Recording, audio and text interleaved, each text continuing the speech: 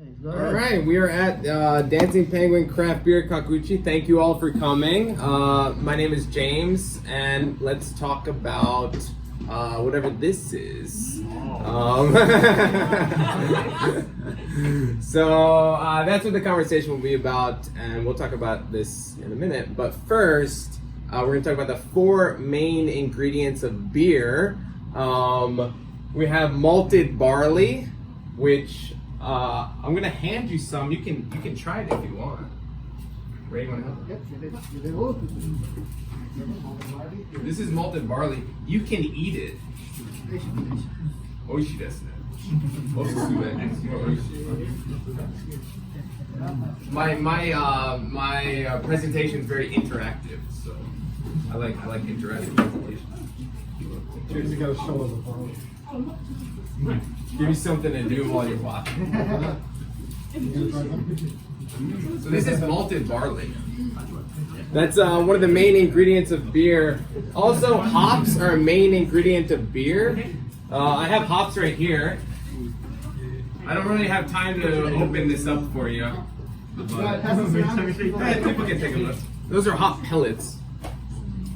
And then also water is a main ingredient of beer. And today what we're talking more about is this, which is yeast. Right, yeast kobo. 発音大丈夫ですか？工房。難しいですね。Okay, let's go. This is brewer's yeast fermentation. I'm not going to explain this right now. This is the yeast cell fermentation process. It's fukuzatsu desu ne. So going fukuzatsu desu. And there's something like 28 metabolic pathways that occur. So that's not what we're talking about. But you can talk about that. Someday.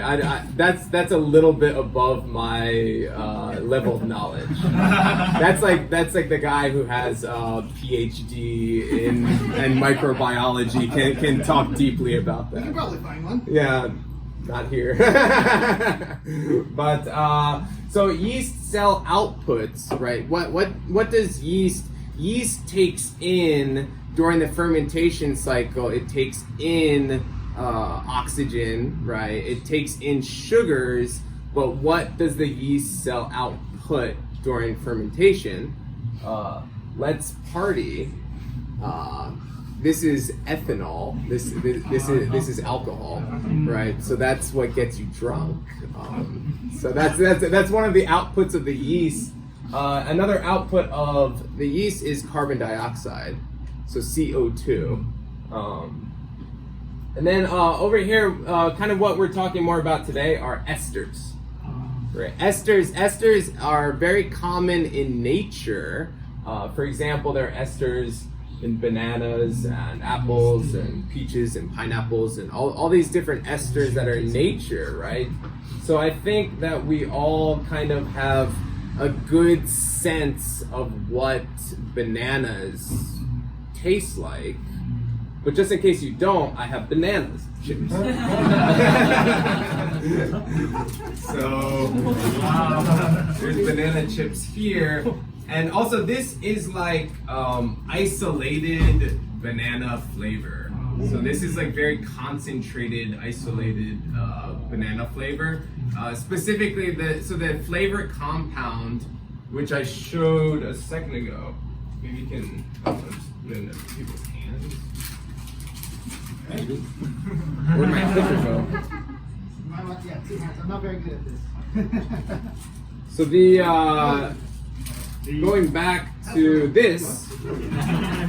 Going back to this. This is the flavor compound that is very common in bananas. It's called isoamyl acetate.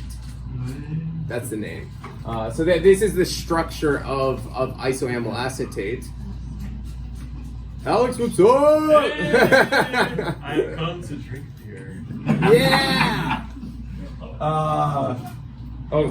I made a mistake. What did I do? Did you push like up? Oh, I'm back in. Okay. So that's what we're discussing. Why are we discussing this? Well, Isoamyl acetate as an ester is commonly found in bananas. Does anyone know what the bee thing is about? So when a bee stings, it releases this same ester. And the reason why it releases this is it's an ester, it has aroma, and it tells other bees to come attack. So when the bee stings, other bees will come and help attack. So if you go on a picnic in the mountains, don't bring bananas, generally, because the same ester that's in bananas tells bees that they have to attack. But also, if you're a beekeeper, what they tell you is that you shouldn't eat bananas so much, and you shouldn't have bananas in your hands before you mess with the bees. So, that has nothing to do with yeast. That's just that's not even connected to yeast. It's just interesting. This ester is commonly found in nature. It's found in bananas. It's found with bee stings and other pears as well. Pears to a degree. What are we talking about? Isoamyl acetate. Yeast. Certain yeast will produce the same ester, right? So this same ester gets produced by yeast. And how is it all yeast? No, it's not all yeast. So the most important factors in determining whether or not a yeast strain will produce isoamyl acetate, the most important is choosing yeast strain. So this certain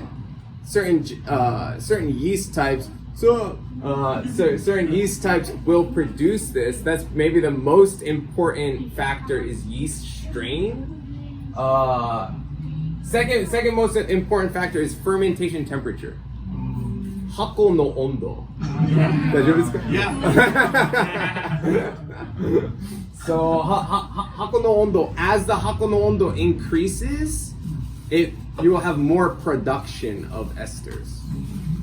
So if you have an isoamyl acetate producing yeast strain, and as the fermentation temperature increases, it will produce more of this ester. Oxygen levels are important, and then the pressure is important, and pitching rates are important. I'm kind of flying through this, but the two most important factors are yeast strain and fermentation temperature. So those are the two most important factors in whether or not you will have the flavor of banana in a beer, right? So, but also oxygen, speaking about that, aerobic versus anaerobic versus semi-anaerobic. So basically, in the presence of oxygen and aerobic fermentation, the yeast ester profile will decrease. So there'll be less esters. So an open fermentation has fewer esters. A closed fermentation, in a closed fermentation tank, like an anaerobic fermentation, will actually increase the ester profile. So nowadays, most fermentation tanks are closed. So they're mostly anaerobic fermentations that are occurring. For that reason, ester profiles actually increase in an anaerobic fermentation. And dissolved CO2. Oh, sorry, I have a mistake too, Ray. I have a mistake too. CO2. Yeah, but my mistake will kill people. You have to sip in carbon monoxide. Dissolved. Yeah. This one will not kill anyone. This one will kill someone. So dissolved CO2, carbon dioxide, will actually, if you have a lot of pressure in a fermentation, in a fermentation tank, it will actually decrease the ester profile. So it will decrease the production of esters if it's a highly pressurized fermentation. And then pitching rates, what does that mean? So pitching rates is how much yeast do you pitch, how much yeast do you put into the fermentation. So if you underpitch the yeast, where you don't put enough yeast in, then the ester profile will increase. So Some people want esters, some people don't want esters. It depends on what style you're making. For example, if you're making what I'm going to share with you in a moment, which is a Hefeweizen. Hefeweizen is, Weizen means komugi and Hefe means coal bowl. Okay, thank you. So the Hefeweizen has a lot of this flavor, which is produced from the yeast, and let's try it. So that's my conversation about isoamyl acetate and ester production. If you have any questions, please let me know. Thank you. Shall we try some isoamyl acetate in a beer that's produced from the yeast? Let's try some. Excuse me, James, I had one question. Yes. You mentioned the anaerobic versus semi-aerobic Fermentation, yeah. How is that? How is like a semi-aerobic fermentation usually achieved? Is it like do they partially do it in a sealed tank and then open it up in the later part of the fermentation, or is it like a vessel that allows a little bit of air in constantly? Yeah, it's the latter. Okay. So because if you're talking about a vessel that would open it up post fermentation, well, fermentation is no longer taking place, so it's not a semi-anaerobic fermentation because fermentation's finished. Okay. Right, but like think of like your average carboy, for example, like like a US 20 What's a liter. carboy? A carboy is a home brewing fermentation tank. Right, which is not pressurized, and there tends to be some leakage of oxygen into during fermentation. That would be a semi anaerobic fermentation. So not totally open. Not totally open, sealed. but not totally closed. Got it. Essentially, yeah. Do you want me to just fill these up? Yeah, please. Go for it. Any other questions? Yeah, we still have almost 20 minutes for Q&A if you want to. So while I'm doing this, please ask questions. All hand beers. Yeah. Well, no, you're presenting it. People, tell them with questions, please. I can do two things. You're here. Here you go. Oh, no way. So what is your favorite beer, James? My favorite beer, probably a double IPA, not a Hefeweizen. What is a double IPA? Double IPA is a very heavy IPA, and it has a lot of grain and a lot of alcohol and a lot of hops. Does it not have a lot of iso? No, generally, so yeast strains, the type of yeast that's used for, like for example, for making Hefeweizen. Did I do that? Yeah. I specifically, so that people can smell it and taste what I'm talking about. So this one is specifically high in, I don't know if you can pick up some. So James, James, would you explain a little bit about this beer then? Okay, so generally Hefeweizens have the yeast strain, the particular yeast strain that uses this. Can you tell us about the yeast strain? What's specific? How is it different from the other? What's a yeast strain? Let's start with that. What do you mean by yeast strain? Yeast strain would be a different type of genetically different type of yeast, because there's a lot of strains of yeast. I guess I'm not supposed to use the definition in the word in the definition. A yeast strain is a strain of yeast. Is there anybody ready to talk? Anybody? Is there?